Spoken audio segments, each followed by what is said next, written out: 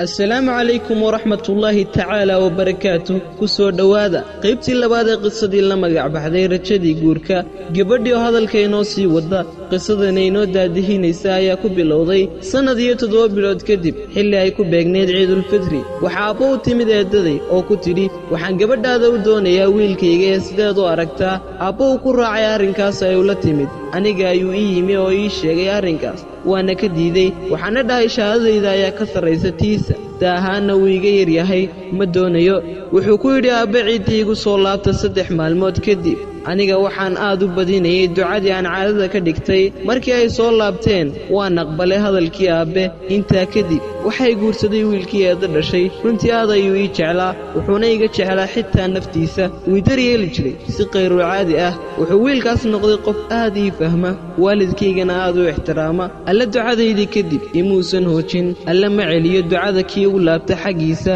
ee iimaanku sifoobay adigaan ku weydiiyey daawade maxaad ka fahamtay macnaha guud ee qisadan